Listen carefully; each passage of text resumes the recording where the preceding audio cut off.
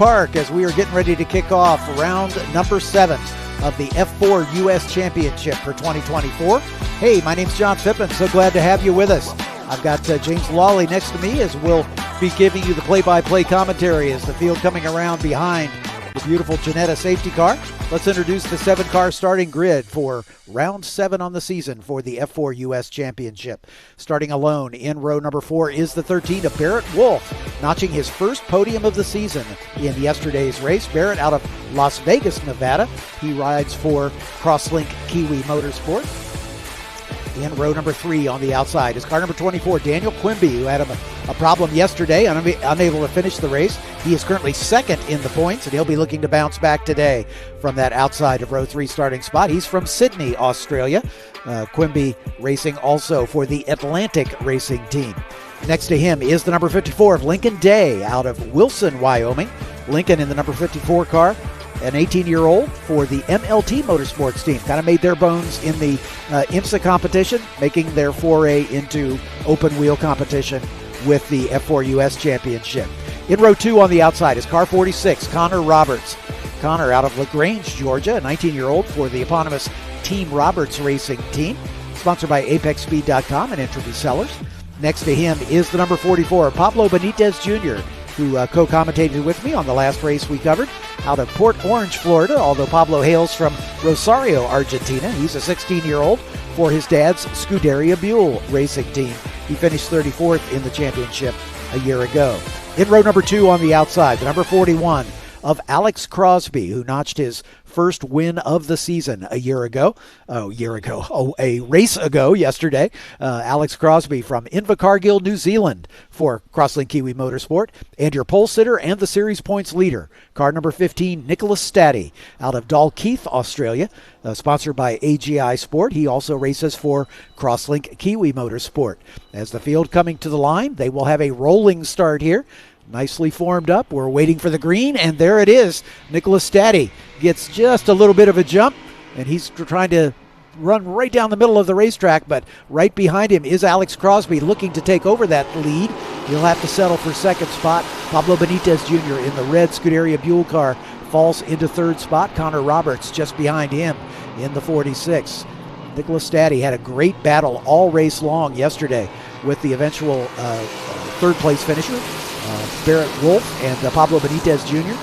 Pablo had a post-race infraction that cost him a podium finish, and that allowed Barrett Wolf to move up into that third spot. 3 wide coming down into turn number 5 as an aggressive move from Benitez Jr., trying to make the move on Alex Crosby, but that was not successful as the rest of the field still single file. This new Ligier JS F422, a very raceable car as we introduced it to the championship this year, starting at Road America.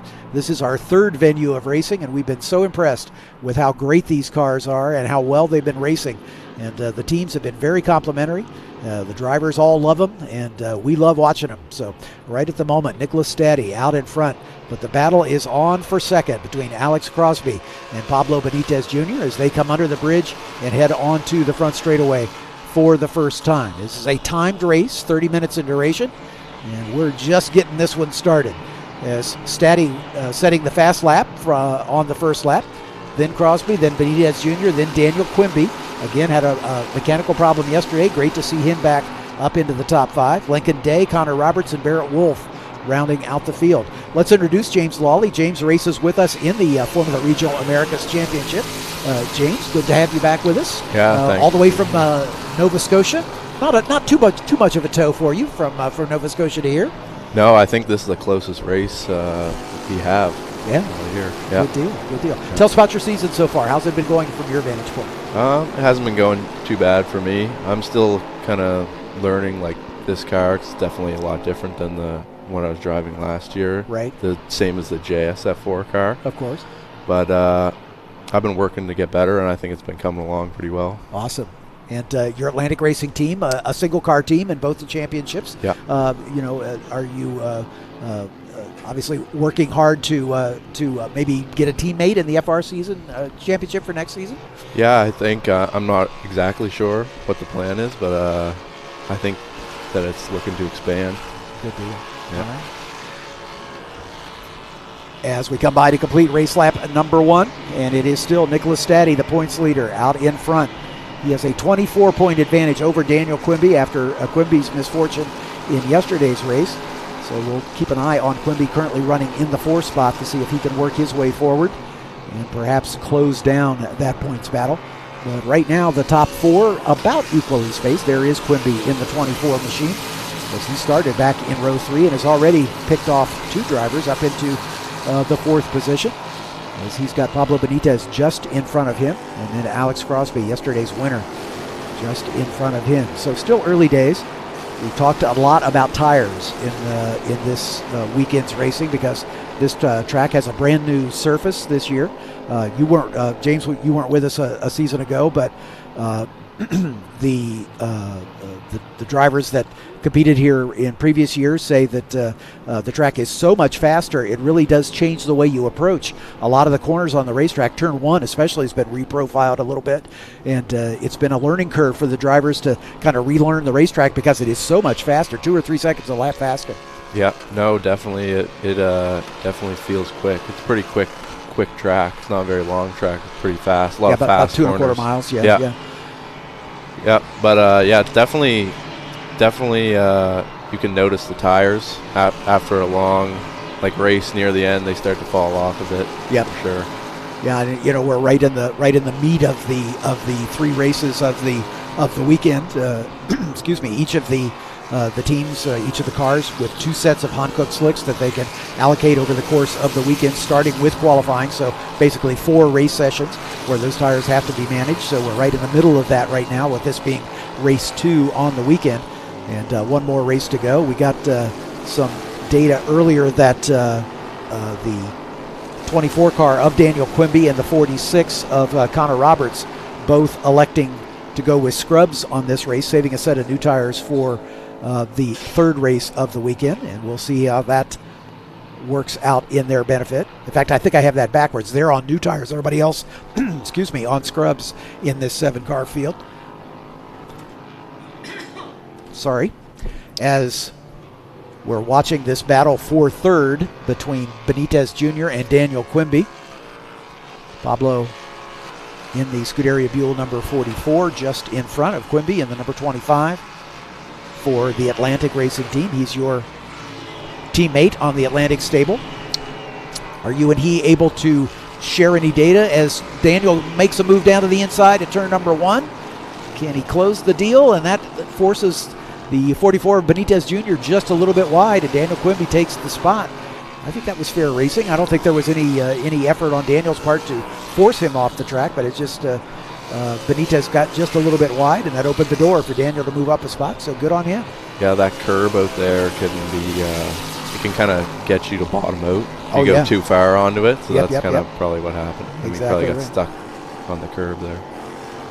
Your car sort of becomes a skateboard at that point. Yeah, exactly. It just slides across. You can't steer.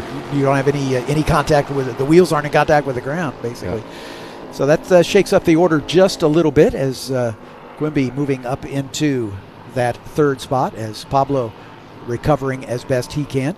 As we turn our attention a little further down the order between Lincoln Day and Barrett Wolf. Barrett Wolf has moved up a spot, again taking his first podium finish yesterday, as prior to yesterday's race, Barrett's best finish had been a 4th at Mid-Ohio, and he backed that up with a 3rd place finish yesterday after a post-race technical infraction for Benitez Jr.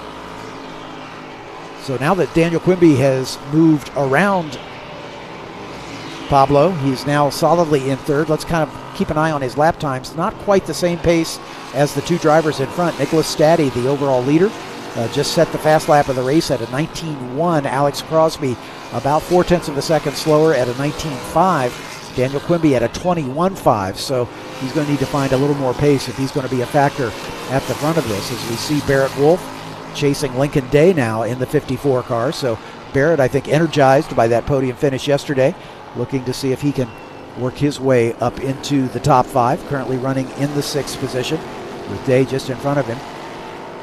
Very different racing line through that very tricky turn 5, and that paid some dividends for Barrett Wolf, as he's been able to close right up on the back of Lincoln Day as they work their way into this long right-hander, starting at turn 7, 7, 8, and 9, a decreasing radius right-hander.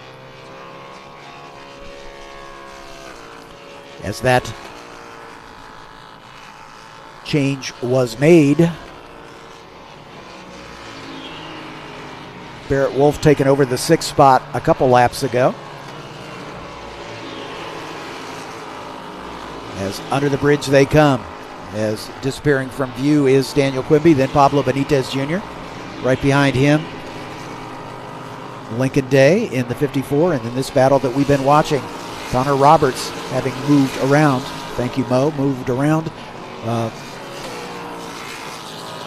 Barrett Wolf to move him back into 7th position. So just as it looked at Barrett was kind of going to repay that favor, but yeah, Connor Roberts taking over the spot. Connor had kind of a impressive looking off at Mid-Ohio at our last race meeting, and great to see him back and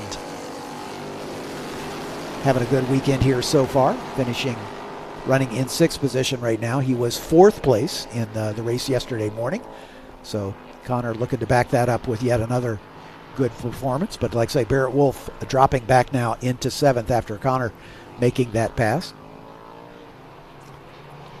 So a little more spread out in this field than we've accustomed to see. The race yesterday, there were a couple packs that were just nose to tail racing so close together. And we saw it in the Formula Regional race earlier today, where Nico Ambiato got out to a huge lead, and he won by some 10 seconds. That's almost unheard of. I mean, we normally have much closer racing here, so I'm not quite sure what this Sunday morning weather has got to do with it. But I know, James, there's been a lot of discussion about the tire pressures on the Hankook tires and getting them optimized. Did you find that to be a troublesome issue in the first race, and was it better for you in the second race? I found that it wasn't too much of a trouble in the first race, but it's kind of the same for both, whereas like just as it goes on, it's kind of wearing and like you're losing time basically. But it hasn't seemed to be like too much of an issue, I guess. So they kind of set the pressures all the same, I think, for that last one as like mandated. Yep. So I think that might have helped as well. I was talking to one of the officials, as I mentioned during your race, that one of the officials was who was responsible for scanning the tires, and Alan Moffat, one of the officials who does the tire interface with the teams and the Hankook stable, said that there was a pretty wide variation, wide meaning a PSI here, a PSI there, with the inflation pressures that the teams are working with, and it was really affecting the longevity of the tire and the kind of grip, the consistency of the grip over the course of the race. And so the Hankook engineers picking up on that, and then reached out to the teams to kind of give them some guidance on what they think is the best way to get the most out of the tires. And I'm sure that's the case for these cars just as much as it is for the FR cars.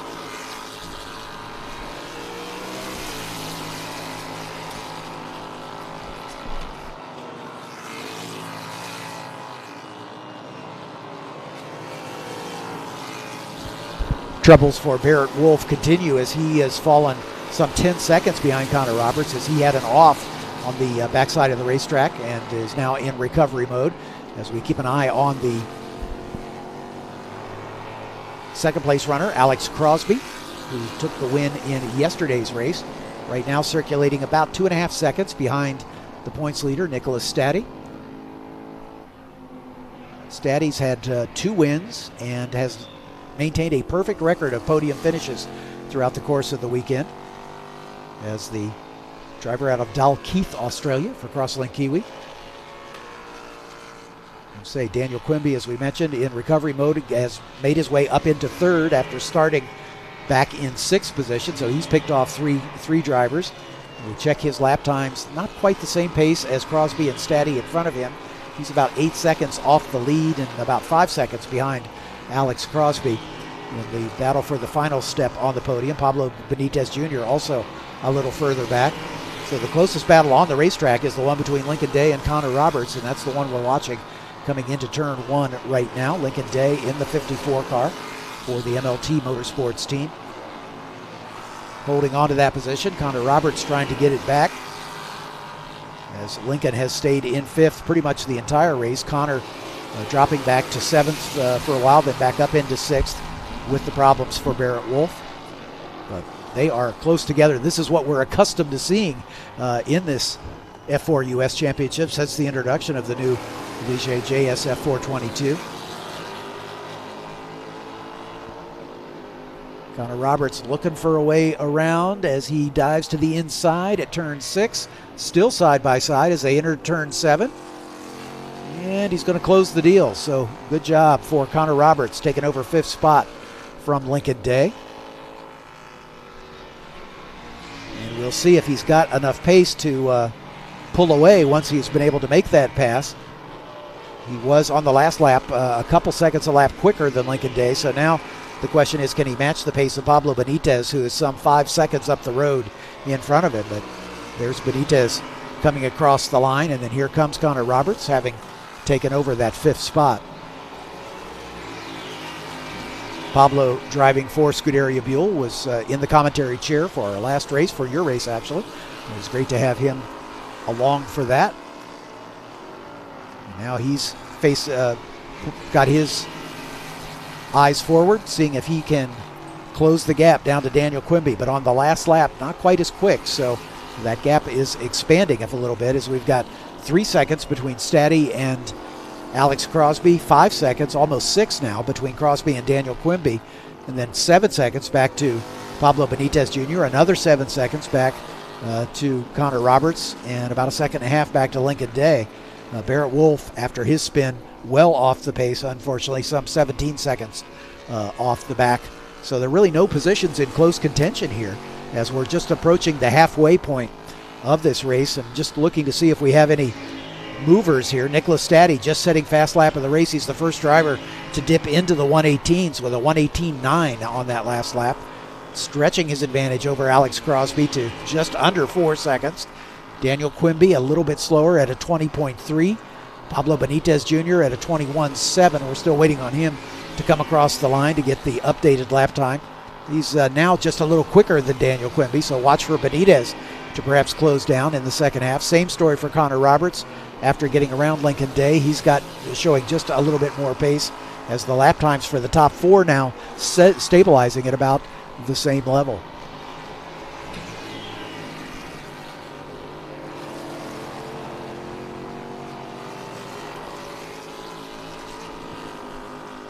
Daniel Quimby in the 24 car, as we mentioned, second in the points after yesterday's race, 24 points behind Nicholas Staddy. Pablo Benitez Jr. only 10 further back in the third place battle. Connor Roberts only 9 behind Benitez. Crosby, who took his first win back in 5th in the points table, now working his way forward in the points championship after that maximizing the points haul yesterday. Crosby with a win and a podium finish, both of them coming in the last 2 rounds. He took the third place finish at Mid-Ohio in round number 4, and now taking his first win of the season in race number 1 here this weekend in round 6. He just set his personal best at a 19.1, and that is virtually matching the pace of Nicholas Staddy up in front of him. So Staddy and Crosby, both from the Crosslink Kiwi stable, lapping at about identical lap times, but some 4 seconds apart right now on the racetrack. Good view of the number 24 of Daniel Quimby as he runs pretty much by himself up through turn number 5. Is it, James, every race driver has been in the situation where you're kind of in the middle of a battle where there's nobody in front of you, nobody behind you. Is maintaining your concentration a challenge in situations like that? I would say definitely, yeah. Yeah, you got to just stay focused and kind of just keep hitting the same marks and doing the same thing. Right, can't lose focus, because then you can make a mistake or something like that, and that'll cost you. Trouble for Lincoln Day in the 54 car as he has dropped to the back of the pack and is now in the pits. They've got the rear engine cowling off of that car, and they're putting a wrench to it. I don't know if that indicates a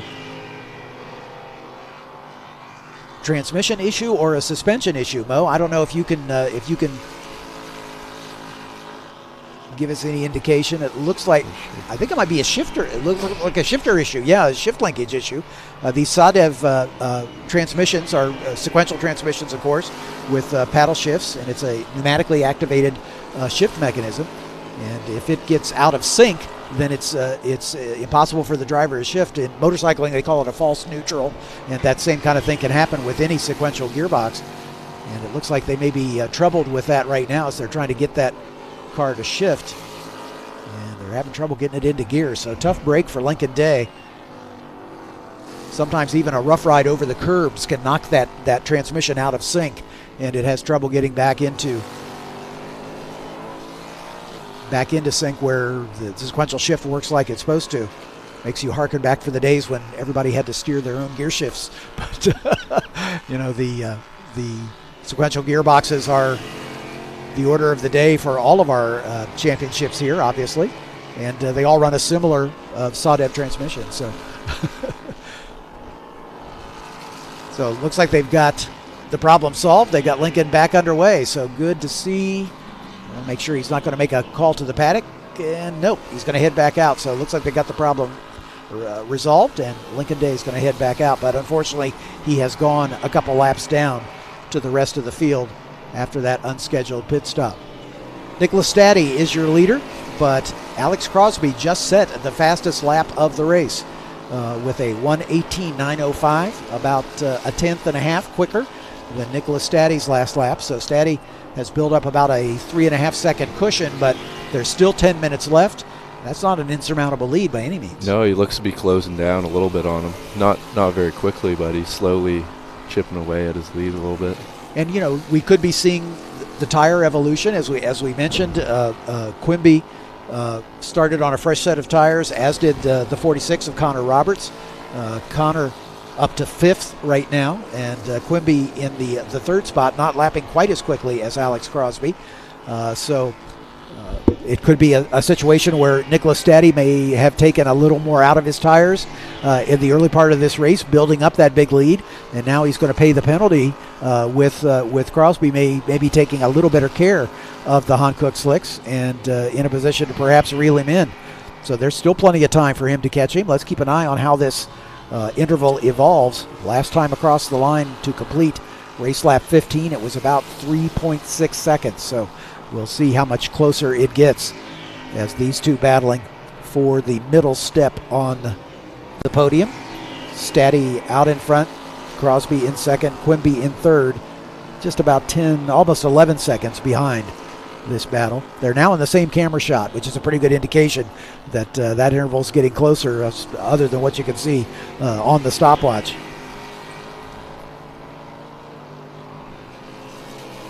Here's another look at the 46 of Connor Roberts.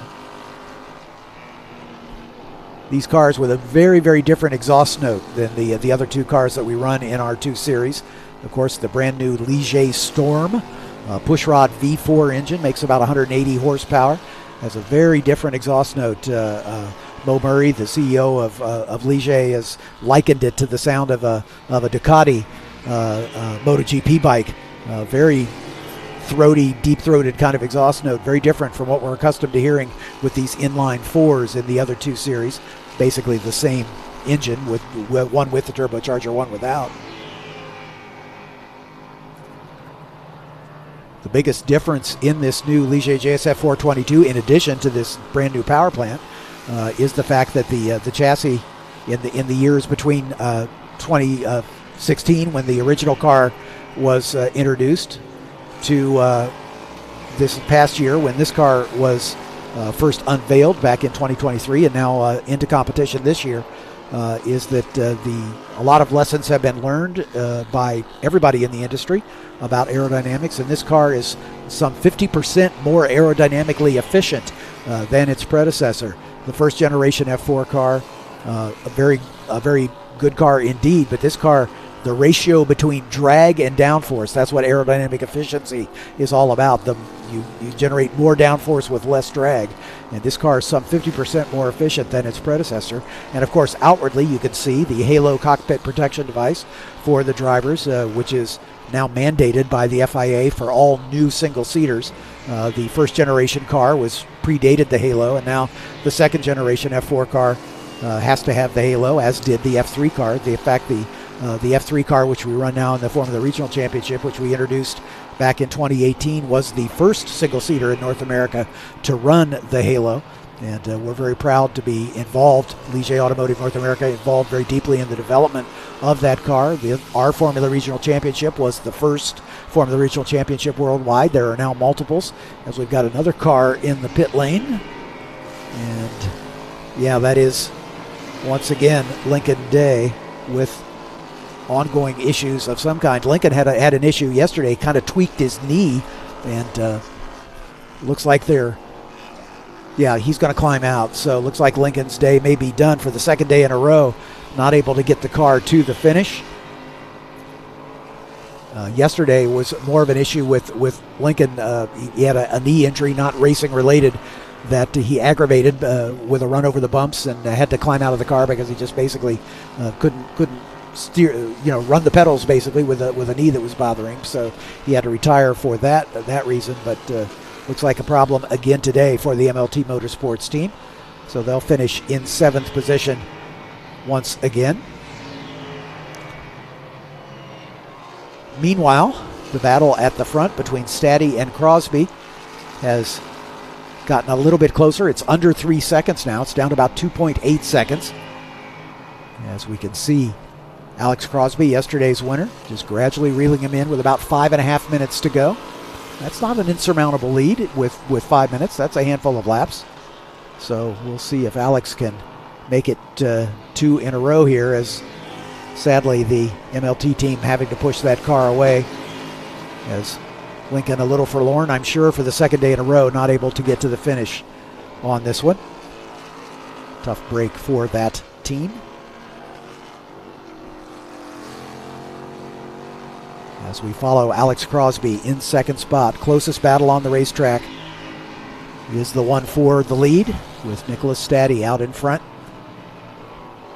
And again, looking at the lap times, Crosby was about a half a second quicker on the last lap. And if Staddy's tires continue to fall off, I mean, he's lapping about a second off his best lap time, whereas Day is only about a half a second off his best lap. So it looks like Crosby's car is a little bit better holding on to the grip. As Lincoln Day being pushed back into the paddock. Nicholas Staddy just now entering the chicane.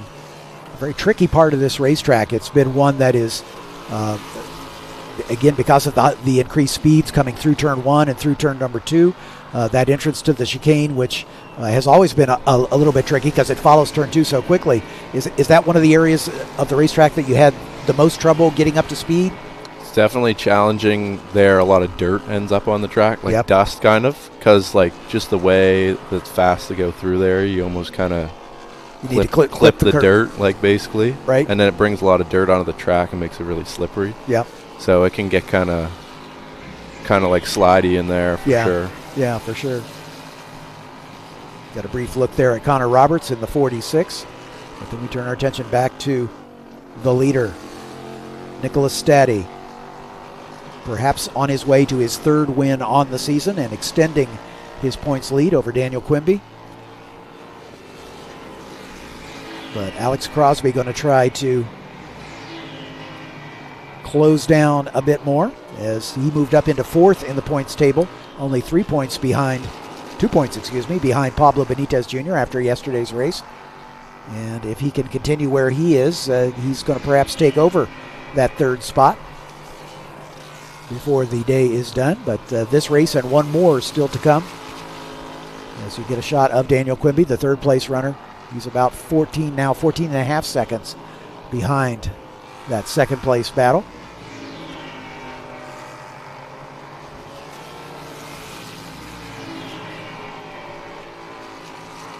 Be real curious to see how it happens for the final race of the weekend. These drivers will be our last race of the day today, starting at 4:25 this afternoon.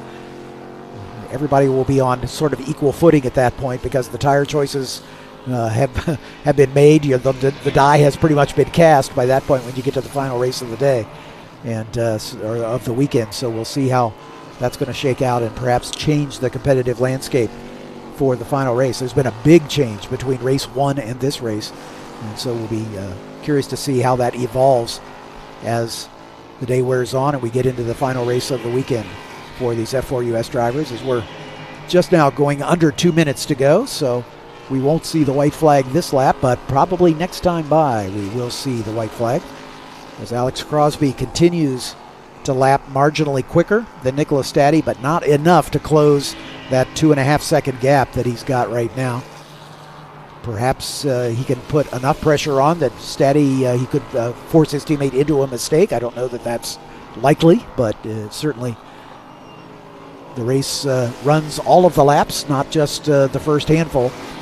And you got to get all the way to the end. But like I say, they're in the same camera shot now, which they haven't been for much of this race. So we'll see if Alex Crosby has got anything for Nicholas Staddy here in the closing lap and a half, as we should see the white flag this time by.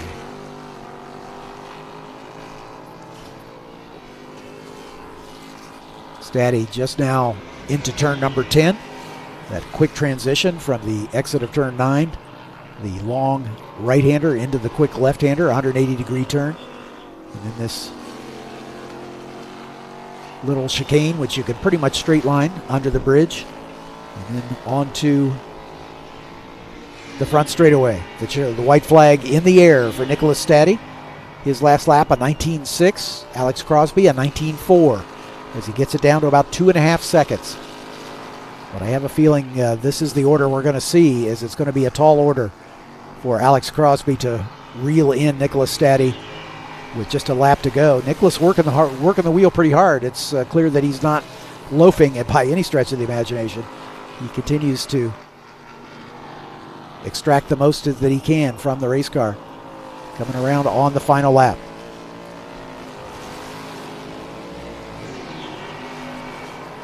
As we mentioned, Staddy with 2 wins this year, 4 podiums, a perfect record of podium finishes. He's never finished lower than 3rd in any race this season, and he's going to maintain that perfect record and notch win number 3 on the season to extend his points lead.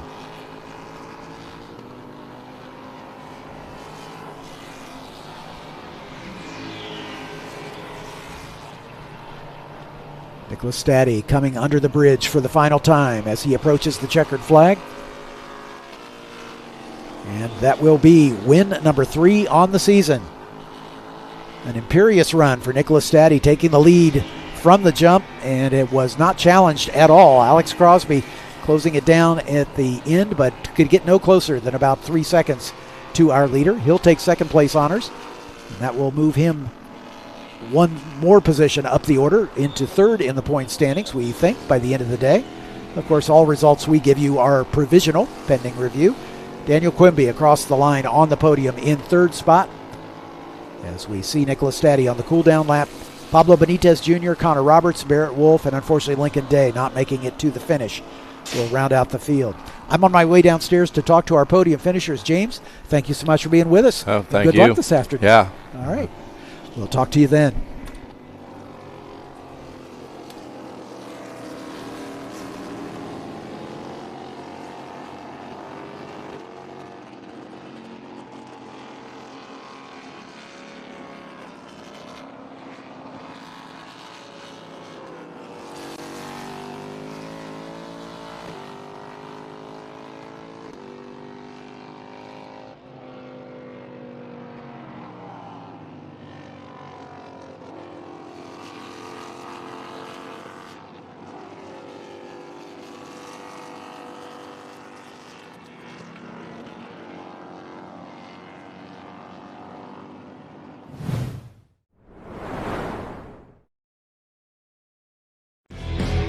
Summit Point Speed Tour returns to Summit Point August 16th through the 18th, featuring the Sports Car Vintage Racing Association, Formula Race Promotions, and Optima's search for the ultimate street car. Saturday, you can take part in the Haggerty Cars and Caffeine Car Show with Parade Lab. You do not want to miss the Summit Point Speed Tour August 16th through the 18th. Advanced ticket discounts available. Children 12 and under are free. For tickets, simply go to speedtour.net. The Mission Foods Watkins Glen Speed Tour returns to Watkins Glen International August 23rd through the 25th, featuring the Trans Am Series presented by Pirelli, the Cube 3 Architecture TA2 Series, the Hilliard US Vintage Grand Prix with the Sports Car Vintage Racing Association, International GT, Prototype Sprint Series Association. You do not want to miss the Mission Foods Watkins Glen Speed Tour August 23rd through the 25th. For tickets, simply go to speedtour.net.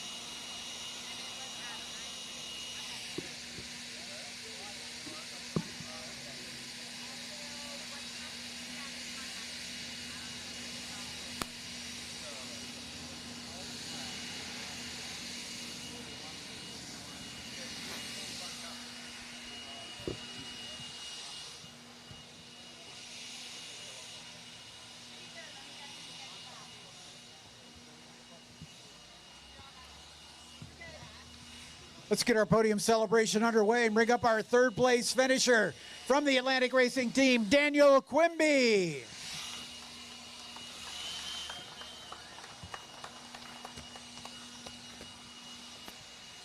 Daniel, after the disappointment yesterday, I'm sure it's good to get back on the box. Yeah, it was a tough race. Everyone was on new tyre. We just used some old tyre to try to get through the field. But yeah, it was a tough race. Nick and Alex had really good pace, so we'll have to find some pace for that next race. I was going to say, you probably put you in a good condition for the final race of the weekend, eh? Yeah, it's good to finish back on the podium from yesterday. We had a couple problems with the car, so yeah, well done everyone. Atlantic, Cruise America, Hankook, Fiji Airways, FCL, Galvanize. Yeah, everyone from Atlantic, really good job, guys. Congratulations. Thank you. Third place finish for Daniel Quimby. His third podium to go along with 2 wins already this season. Let's bring up our second place finisher, yesterday's winner, Alex Crosby.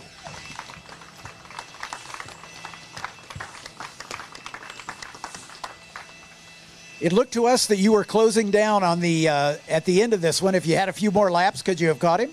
I think after probably a lot than a few more. He definitely had pace, strong pace at the start of the race, but yeah, it was a good race to finish second. And good for the points battle as well. Anybody you'd like to thank? I'd like to thank everyone watching at home, obviously my team, Crosslink Kiwi Motorsport, everyone that helps out with the car, and also me as a driver, my parents at home watching, and also Golden Homes New Zealand.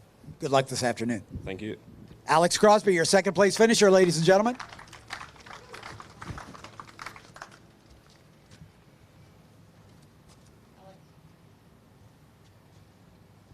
And now extending his points lead with his third win on the season, Nicholas Staddy, ladies and gentlemen.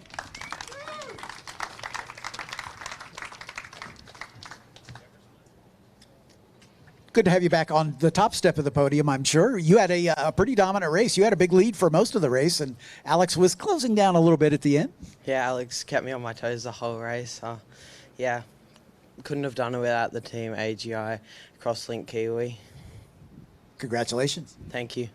Top step of the podium once again for Nicholas Staddy as he extends his points lead.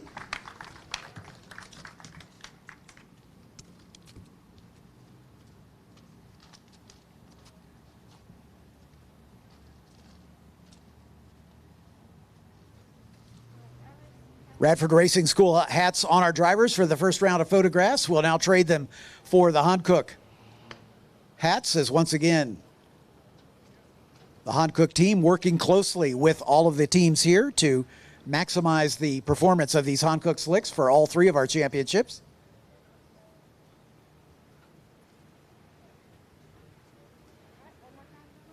Ligier Automotive North America, of course, the builder of this beautiful brand new race car that we've introduced to the championship for this season, and it goes from strength to strength, and looking forward to more of them as we look forward to 2025.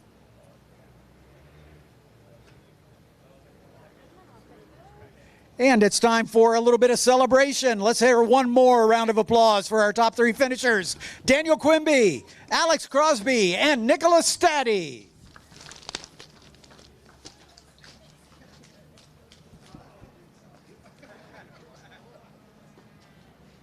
Well done, gentlemen. We're on lunch break at this point. We'll see you after lunch for the afternoon of the final afternoon of racing here at New Jersey Motorsports Park.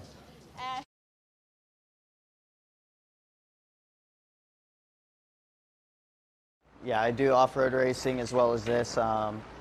This I started out in last year, just getting some seat time and figuring out how things worked, you know, with this big racing scene. It's pretty cool. It's a lot to take in your first year, especially like I only did a summer of karts the year before that, and then all before that was motocross, and that's an entirely different environment than this. So yeah, so whenever I took the step up and tried racing off-road trucks this year, I so far have enjoyed it. I've had a lot of success, a lot of wins so far.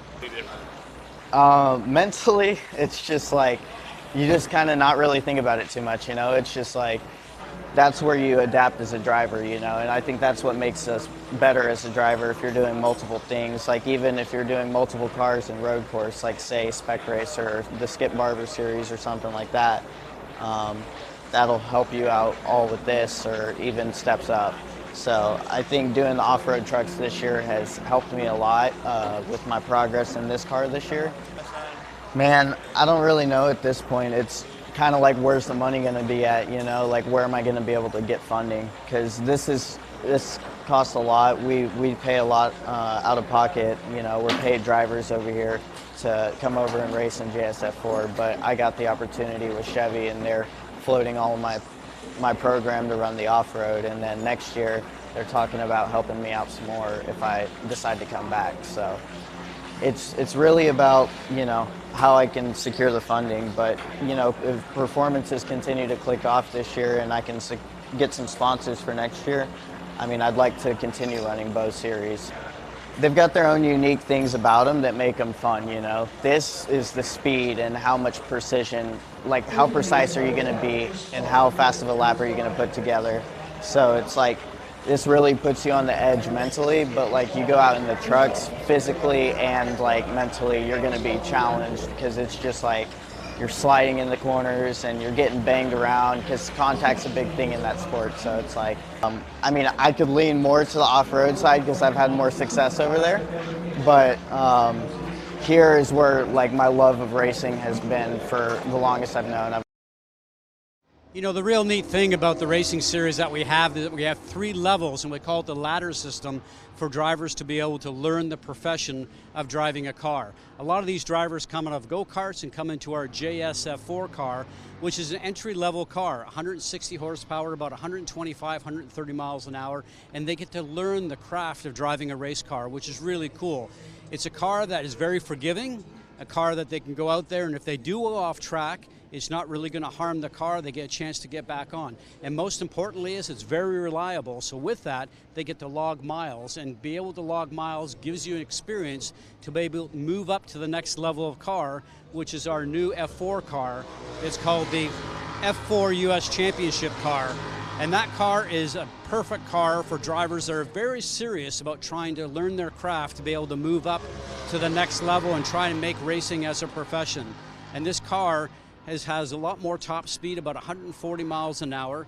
It looks like a small F1 car because it has the halo on it, and the car is very fast, very reliable, has a really neat V4 engine which makes a great sound. You can hear that in the background right now because that's what's out on the racetrack.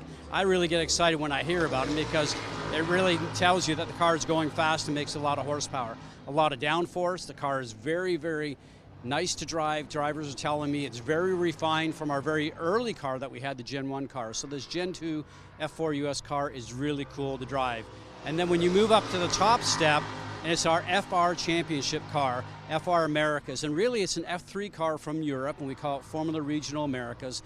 And this is the last step that we have, and the drivers that leave us after this step generally move into what they call the Indy Next Series, and that's the series that's just below the Indy cars. So their goal is to get into that series or maybe head to Europe to try and do Formula 2. Either way, it's a great car for training. It's got just over 300 horsepower, a lot of downforce, a lot of grip, and it teaches them the art of being able to drive the car hard into the turn, get through the center of the turn, make sure they can come out very quickly, and the art of driving something that is right on the very edge, which is very important for these drivers to learn. So the 3 steps that we have in the series that we have here is a great training ground for up-and-coming drivers.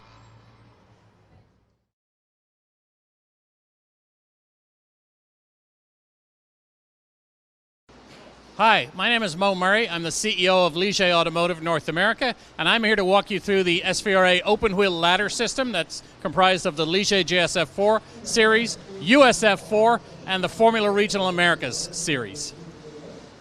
So to start us off, I'm here with the Ligier JSF416.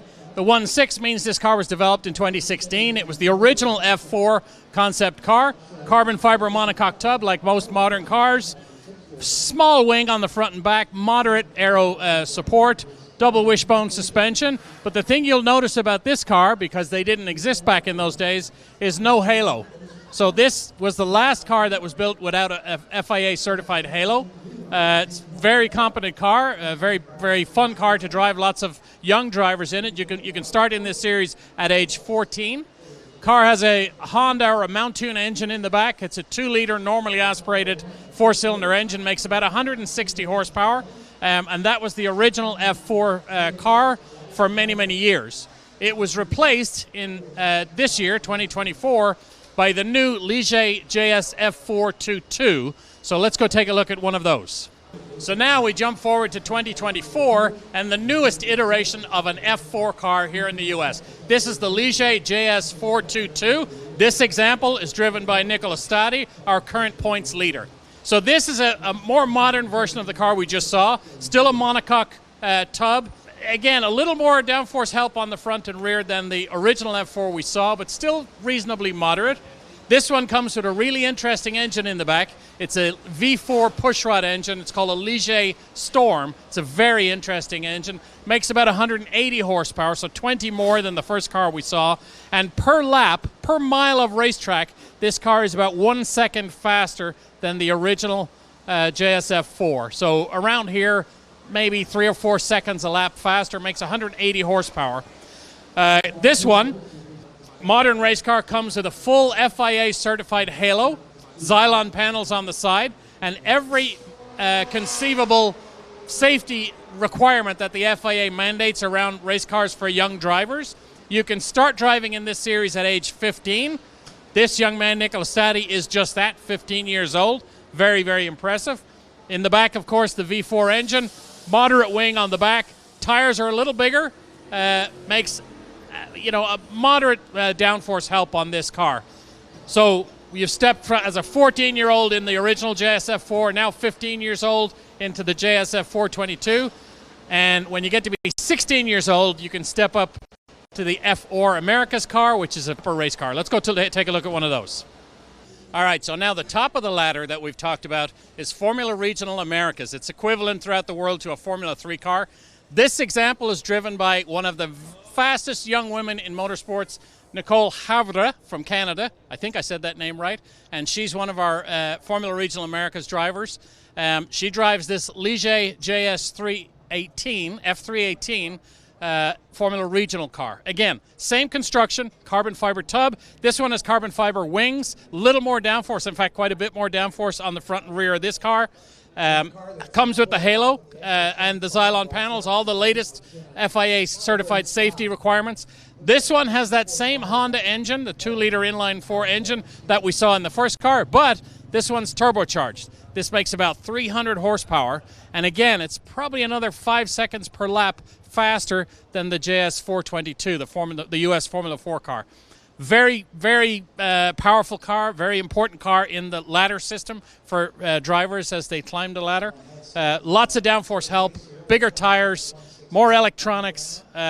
This is a proper race car, and to drive one of these quickly, you kind of have to know what you're doing. So that's the ladder system. Ligier JSF4 up to US 422 or USF4, and then US Formula Regional Americas with the Ligier JS 318. We're here today to help these young drivers learn how to present themselves in the most positive way possible. I think they need to grow their personal brands. They're very young, they're just starting out in their careers, and they need to let the media, fans, potential sponsors, let them know who they are. They are the CEOs of their own personal brands, and they need to get the important key pillars of their brand out. And the way to do that nowadays is through mainstream interviews, but also social media posts. It's vitally important.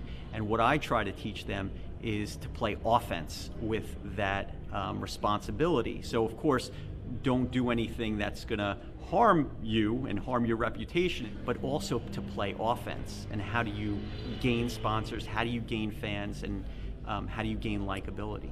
But the key is knowing what to post. Pictures and videos that show them doing positive things in the community, to show their passion for their sport, in this case racing, to show their love of and appreciation for the fans is extremely important. And they have an advantage because they grew up with social media.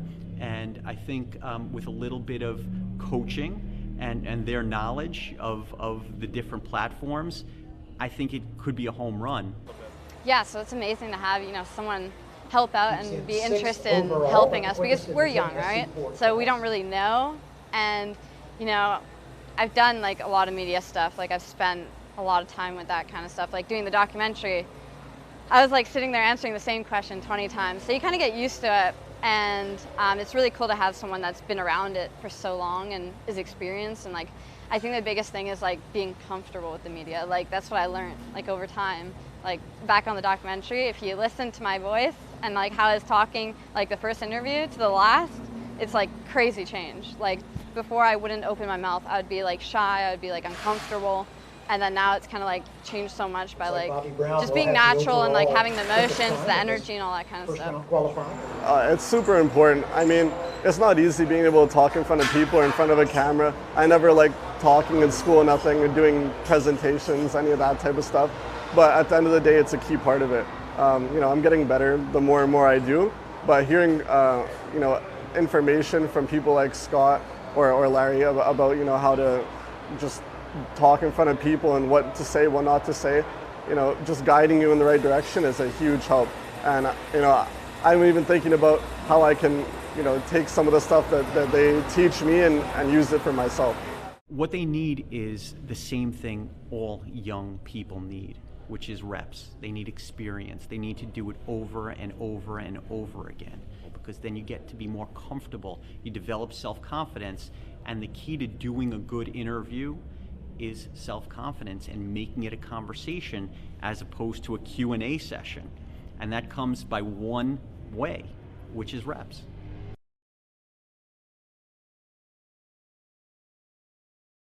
So I'm currently competing in F4 US, and I'm currently leading the championship points.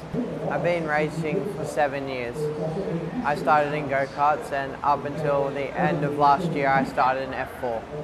Between karting and cars, it's quite different, so I did a little bit of testing in between before I did my first race in Southeast Asia Championship. I did the last 2 rounds, I competed in the last 2 rounds.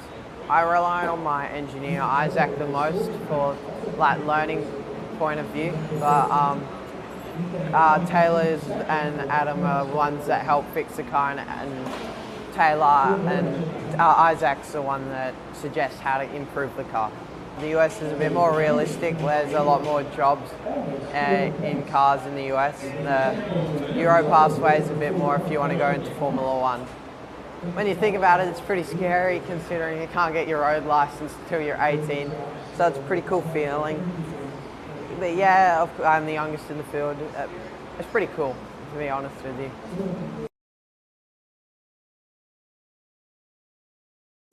Yeah, so I originally started in go-karting back when I was 12. I got started because my dad, he brought me to a Formula 1 race, and I just fell in love with it from there. Because I used to be a swimmer originally before, and I never really had anything like, you know, the adrenaline kind of kicking in me when I was swimming. So when I went to the F1 race, I was like, I fell in love with the adrenaline and everything immediately. Like I looked over the fence and I saw the cars go by, and I was like, I want to be there. So actually from the hotel, we were in Austria, so from the hotel, I started emailing like driving schools because I didn't really know how to get into it. Nowadays it's a little easier because you have to like drive to survive, kind of like showing you go from go-karting to this and that. But like back then I was like, what do I do? Like I just want to go to Formula 1. But you actually had to go through steps. I was like, I don't really want to do karting, I just want to do Formula 1. But yeah, so I started in go-karting and then I moved up. I actually skipped Formula 4. And I went straight to the Formula Regional car, which is the Formula 3. But I also did some like testing for like sports car testings, as well as some Formula 4 testing, like in Europe, as well as here too. My dad and I actually work a lot on this together because, you know, you can hire people to do it, but it's not always the same. You don't know what they're doing, if they're doing properly, all this kind of stuff. So we work on it a lot, like marketing, social media, the news. Recently I was in a documentary that was just on, well, TSN, which is like ESPN, and it will soon be on like Netflix and stuff. But like, you know, all this kind of marketing, getting the name out there, which is super important because no one knows you, and maybe you expect people to know you, but they don't care. So like my dad always says you have to like shove your name into people's faces for them to actually like remember you and remember your name. And that's very important. And you know, with sponsorship as well, you would think like having 100,000 followers on Instagram would get you like this really good sponsorship, but at the end of the day it's not. It's like all the connections you got, like the businesses and stuff. Like through my parents' business, I got a sponsorship that they really love racing. They're sponsoring at like a NASCAR team too. So it's the kind of connections that go through that. But yeah, getting sponsors is like a whole nother job. Like racing, my dad and I always say racing is like 10% of it. The rest is like marketing, sponsors, and all this kind of stuff. I literally live in racing. So I'm done school, I just graduated. I did online school for, I want to say 4 years. So now I'm also trying to figure out what I want to do for school. If I wanted to go to college, I was thinking about online college, which would be kind of cool. I was thinking about doing lawyer. But it's definitely a lot of work as well as racing, right? Because racing takes so much time. So that's one thing I do kind of like off time at home, but like everything is like racing. I'm like working out every day. And like with this heat, I try to like, you know, kind of do the same thing like at home, like going for runs, playing tennis, pickleball, all this kind of stuff. So it's definitely a lot at home, but it's like the same routine going over and over again every single day. You're always thinking about it. Like even if you go for vacation, you're laying on the beach, you're always thinking about it. You're always like, oh shoot, I forgot to answer the email. Or oh shoot, like I should be at the gym. My favorite like all-time show is The Last Dance with Michael Jordan. He's like my main inspiration. Just what he went through and like how like he would go to like a game and like everyone would be partying in the other hotel room, but he wouldn't be. He would be like to sleep, and then also he would be working out like so much more than all the others, and that's why he became the best, right? So yeah, he's my one inspiration. Like apart from racing, of course, like Lewis Hamilton, all these guys, they're great, but definitely Michael Jordan.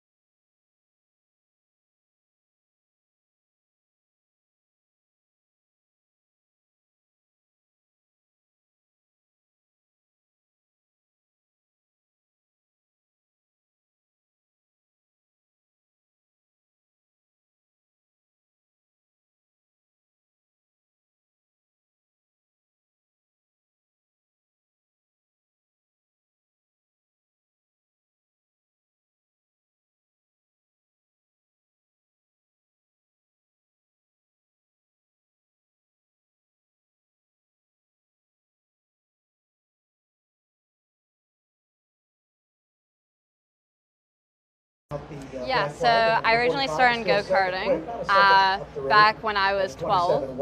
I got started because my dad, he brought me to a Formula 1 race, and I just fell in love with it from there because I used to be a swimmer originally before